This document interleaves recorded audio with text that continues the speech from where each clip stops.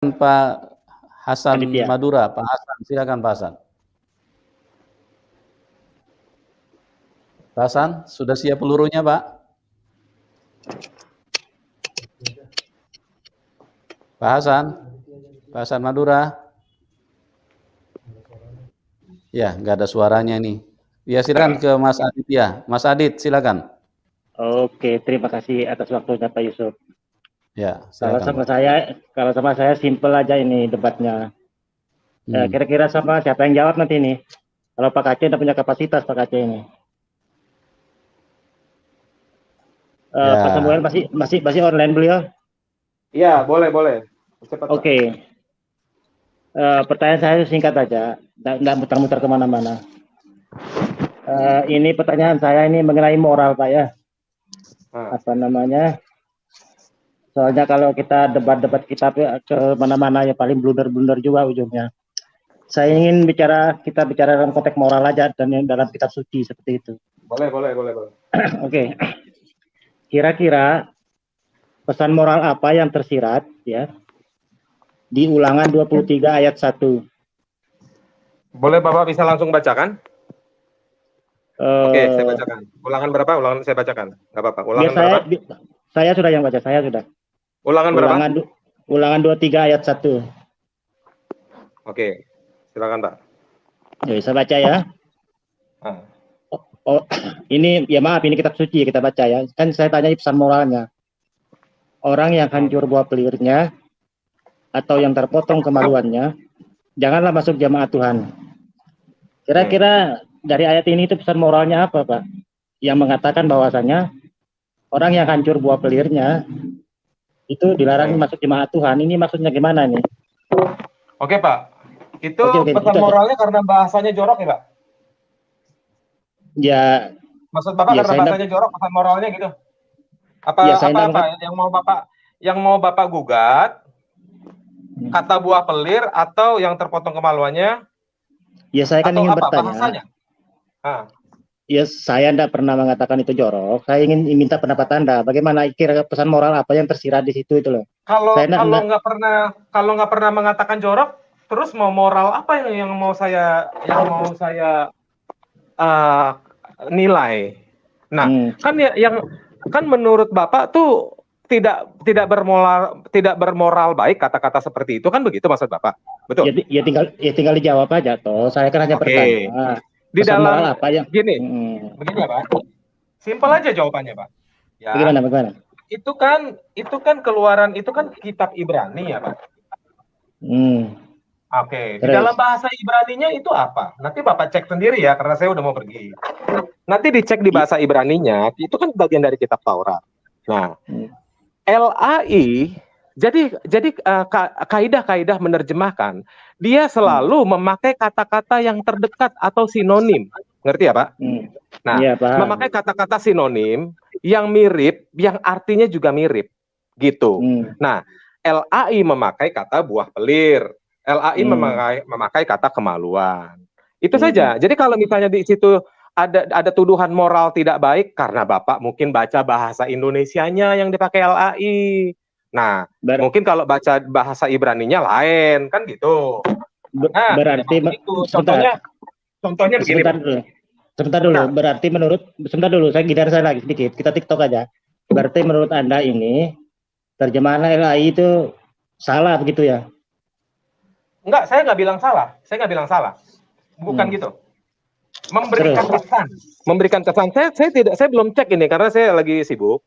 Saya belum cek teks aslinya itu sebenarnya harusnya apa. Ya, mungkin makanya Pak. Ya, mungkin teks aslinya bukan itu, mungkin bahasa yang lain saya nggak tahu, saya belum cek. Nah, nanti Bapak sendiri yang cek. Menurut kajian bahasa Ibraninya apa yang terdekat dengan kata-kata itu.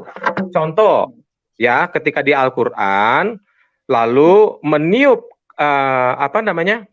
meniup kandungan Maria, kemaluan Maria.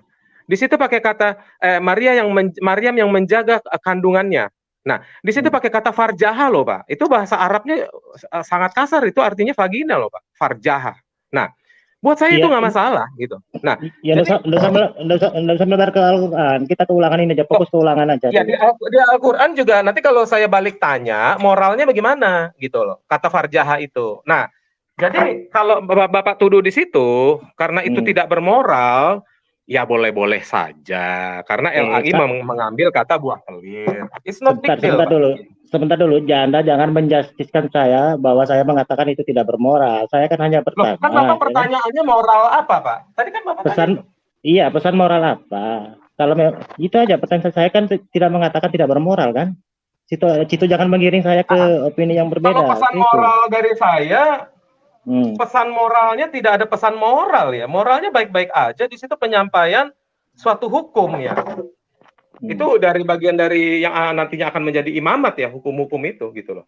Dari bagian dari hukum-hukum Taurat itu aja sih. Masalahnya begini ya kan, itu kan orang yang hancur buah pelirnya atau yang terpotong kemaluan, janganlah masuk jamaah Tuhan. Maksudnya kenapa kok tidak kenapa sampai tidak masuk jemaah Tuhan itu loh? Memang apa yang salah di situ kan penjelasannya? Ya entah itu maksudnya kalau itu nanti Pak, enggak nasumat atau gimana gitu loh. Supaya lebih gini ya Pak ya. Karena saya lihat sekarang teman-teman Muslim kan menggayat orang-orang Yudaisme. Supaya lebih sah, jangan saya deh yang menjawab. Karena saya bukan pelaku hukum Taurat ya Pak. Nanti Bapak undang orang-orang Yudaisme untuk menjawab itu. Karena itu bagian dari hukumnya orang-orang Yahudi yang melakukan Taurat. Sedangkan saya nggak melakukan itu Pak. Gitu. Berarti nanti kita kejadian itu yang mengatakan ya apa Tuhan itu roh itu berarti ya harus orang Yahudi juga kita tanya ya. Begitu ya maksudnya. Di kejadian itu yang bahwasanya Tuhan itu adalah roh, terus cari komparasinya dengan apa? Dengan di Matius dan di Yohanes itu bahwa Tuhannya Kristen itu roh itu ya berarti tidak berlaku ya kita kejadian. Oh begini Pak, bukan begitu Pak, bukan begitu Pak, bukan begitu. Itu sebentar Pak, jangan marah-marah dong Pak, sebentar saya udah mau pergi soalnya ya. Kan tadi Anda minta, Pak Samuel masih ada nggak ya? Jadi tolong dong sempatkan waktu saya karena saya udah mau jalan ini. Nah jadi begini Pak, ada hukum di dalam Taurat yang hanya dijalankan dan harus dijalani oleh orang Yahudi saja. Tetapi ada hukum yang untuk segala bangsa, Pak. Nah, jadi jangan Bapak lihat konteksnya. Jangan Bapak lihat yang untuk Yahudi karena Bapak nggak ngerti, semua orang harus ikut itu gitu. Oh, nggak begitu. Iya, artinya begini ya. Bapak tadi mengatakan ulangan itu harus orang Yahudi yang menjelaskan kan? Nah, tapi ketika kitab Kejadian yang menceritakan bahwasanya Tuhan itu adalah roh, Anda tidak mengatakan itu orang Yahudi yang perlu menerangkan, tapi orang Kristen sendiri itu standar ganda namanya Pak. Saya belum bilang begitu Pak. Saya belum bilang begitu. Sorry, saya belum bilang begitu ya. Ulangan juga perjanjian lama kan? Begini, kan begini. Ini bukan standar ganda Pak. Kan begini. Ada misalnya tertulis ya. Hendaklah kamu menyunatkan dirimu dalam waktu 8 hari. Juga keturunan-keturunanmu yang engkau lahirkan. Nah, itu kepada Abraham. Jadi di luar keabrahaman, Tuhan tidak memerintahkan itu. Jadi bukan berarti saya tidak boleh menilai siapa Allah itu yang adalah roh. Karena itu tidak dilarang Tuhan. Allah itu adalah roh, tapi hanya boleh dijelaskan oleh orang Yahudi. Kecuali ayatnya ngomong begitu. Gitu loh Pak, ngerti ya? Enggak. Yang artinya begini, kedudukan perjanjian lama itu harus setara semua. Artinya nggak bisa. Itu menurut enggak. Itu kan kata kamu. Bukan kata Tuhan. Bagaimana sih itu juga kata situ tadi itu kan bukan kata Tuhan juga kan, sama kan? Loh, bukan. Loh, itu kata Tuhan. Contoh Yeremia 31:31. Saya bacain Yeremia 31:31 ya. Aku akan mengadikan sebentar Pak. Saya udah mau jalan nih Pak ya. Sebentar, Yeremia 31:31 contoh ya. Aku akan mengadakan perjanjian yang baru bagi umatku Israel. Ya. Karena perjanjian yang lama telah mereka ingkari. Di sini konteksnya itu langsung tertuju kepada bangsa yang mengingkari perjanjian lama, maka diadakan perjanjian yang baru bagi bangsa yang mengingkari itu. Jadi jangan setelah Bapak baca ayat itu, oh itu semuanya gitu. Nggak begitu. Gitu loh Pak. Ya. Jadi mesti dilihat konteksnya dulu Pak. Iya, tapi kan apa namanya, selama yang saya diskusi selama ini itu ya. Kalau Bapak semua mau berangkat sudah, kasihan juga. Mobil dari sini kan mobil Doni.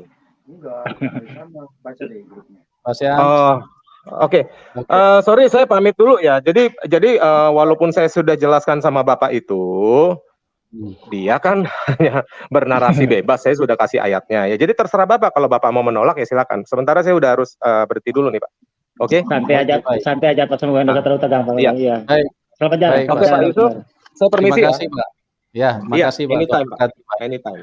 Iya, God Ya, bless. oke Pak. Oke.